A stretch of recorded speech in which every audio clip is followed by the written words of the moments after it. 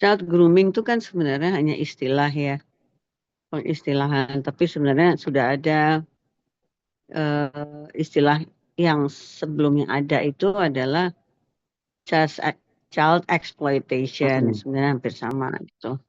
Jadi istilah child grooming itu sendiri, sebagaimana arti kamusnya ya, bahwa Mm-mm.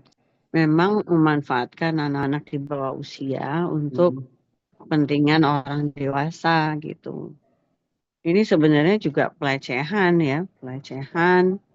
Kemudian termasuk juga ada kekerasannya ya, eh, kekerasan pada anak juga ini juga sebenarnya. Iya.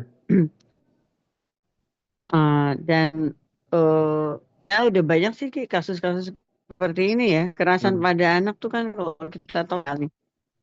Tapi antara lain ya child exploitation yang seperti yang diceritain bersangkutan Mm-mm. itu Cuma gitu. Bunda melihat child grooming, dugaan child grooming yang dialami Aureli ini. Oke oke, sebelumnya pun sebenarnya kalau untuk child grooming itu sebenarnya itu diagnosanya itu dari dokter atau kita bisa uh, diagnose self gitu Bun untuk child grooming ini Bung. Nggak bisa karena kalau udah mengalami seperti ini kan harus ada satu pelaporan dulu kan Ki sebenarnya gitu. Mm-mm.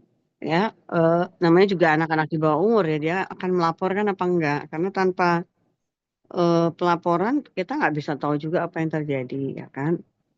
Nah, Mm-mm. tapi kalau mau lihat kayaknya dia dipengaruhi oleh seseorang gitu.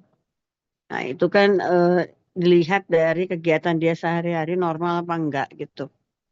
Kayak misalnya dibandingin dengan anak seumurnya gitu ya.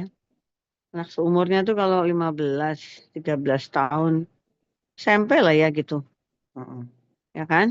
Nah, kegiatan anak SMP apa sih umumnya? Kita tahu lah ya, Mm-mm. tanpa harus nanya dia gitu loh, Mm-mm. ya kan? Eh, orang tua terutama ya kan. Anak SMP ngapain sih rata-rata gitu ya? Mm-mm. Kalau punya temen kan bisa nanya temennya. Kalau mau tiap hari nanya juga boleh sih. Hari ini ngapain aja, besok ngapain aja, lusa ngapain aja. Artinya kegiatan anak SMP kita tahu normalnya seperti apa. Nah, mulai bisa dicurigai kalau pulangnya selalu telat dan bukan karena ekskul, misalnya gitu. Mm-mm. Ya, pulangnya selalu telat tapi juga bukan karena les, les di luar sekolah. Ya, Mm-mm. jadi ketika kemudian nggak jelas ya dia kemana-kemananya itu, maka itu sebenarnya bisa dicurigai Ki, gitu. Ya, Oh, dia kemana aja. Tapi biasanya orang tua nggak mungkin lah mikirnya dia dieksploitasi oleh orang dewasa gitu ya. iya. Eh, kecuali kalau, nah ini juga bisa dilihat sebagai indikasi ya, indikator eh, anak ini ketika remaja itu kegiatannya hanya yang normatif biasa aja atau dia bergiat di kegiatan eh, kreatif, misalnya tari menari, lukis melukis, ya, film, musik, eh, yang dan lain-lain. Nah, kalau udah kegiatannya itu yang seperti itu, pasti kan akan ketemu orangnya kan sifatnya ketemu orang yang umum juga gitu loh, ya kan? Mm-mm. Nggak mungkin di mana anak SMP aja gitu kan, nggak.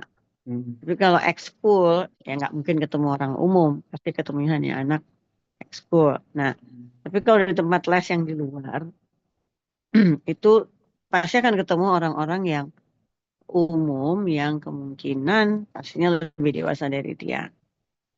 Nah, ini yang harusnya ya, tapi di Indonesia juga nggak gitu-gitu amat sih ya. Eh, parents guidance itu harus ada Ki. Mm-mm. ya. Iya. Jadi parents guidance itu kalau anak di bawah umur itu harus ada. Di Indonesia aja yang nggak ada. Jadi usia di bawah umur, cuek juga orang tua di Indonesia paling ditemenin sama supir kali ya. Atau enggak ART. Atau mbak-mbaknya, neni gitu.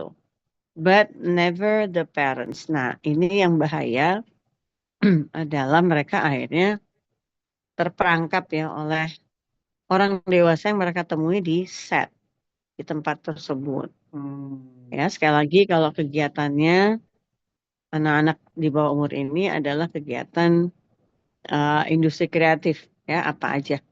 Itu artinya akan ketemu dengan manusia yang tidak seumurnya gitu, ya kan? Nah, di luar negeri di bawah umur itu selalu ada sekali lagi parents guidance gitu. Jadi untuk jagain gitu ya ini anak dari pengaruh-pengaruh orang dewasa yang memang akan em, menjadi predator ya buat mereka gitu loh. Ya, nah kasus yang bersangkutan ini yang kita sedang bicarakan, obviously memang ketemu predator gitu, ya Mm-mm. kan? Dan ya sudah terjadi sangat lama gitu ya. Pertanyaan saya kan, tuh orang tuanya kemana sih gitu ya? Atau orang dewasa yang disuruh gitu ya untuk jadi pendamping ya ketika eh, beliau itu ya sedang melakukan kegiatan kreatif apapun ya atau kegiatan pekerjaan kreatif apapun gitu ya. Apa enggak khawatir gitu ya bahwa dia akan ketemu orang-orang yang memang jauh lebih dewasa yang harusnya tidak melakukan kegiatan apapun dengan si 15 tahun ini gitu loh. Hmm. Lalu kan beberapa tahun lalu yang ketika kejadian tersebut terjadi gitu, orang tuanya sempat mendatangi Komnas PA dan Hmm. pada tahun tersebut juga itu diduga ya Aurel itu lagi bucin-bucinnya dengan sang kekasih gitu ya Bun. Mungkin Bunda melihat psikologisnya si apa si Aureli ini tuh seperti apa sih Bun? Ya kan akhirnya lagi bucin, em, orang tuanya melapor ke Komnas PA, tapi Komnas PA akhirnya nggak bisa berbuat apa-apa gitu loh, karena em, s- Aurelinya juga lagi bucin-bucinnya, dibela tuh Robi itu. Itu jadi Bun melihatnya gimana Bun fenomena ini? Iya kalau kalau stimulasi ya kita bicara stimulasi ya. Stimulasi yang diberikan ke anak yang remaja awal ya, ini kan remaja awal ya. Hmm. Itu sesuatu yang menyenangkan, semuanya menyenangkan, ya nggak mungkin ditolak kan Ki, gitu.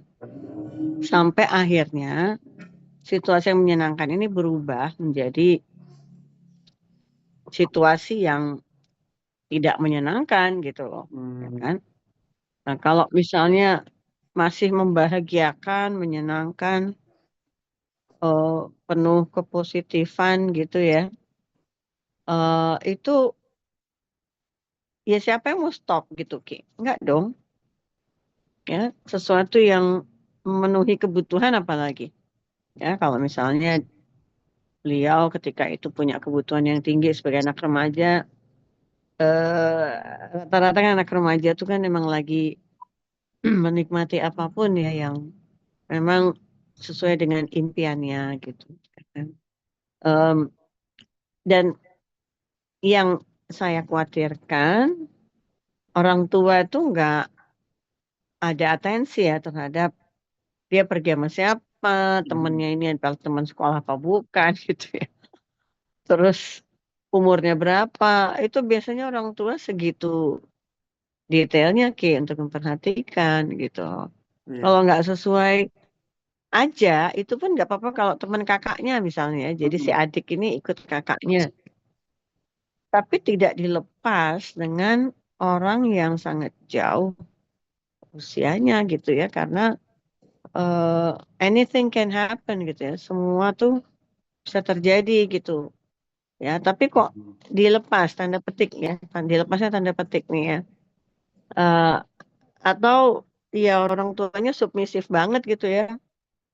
Mm-mm. Siapapun boleh, yang penting temennya. Ya kan nggak gitu juga gitu ya.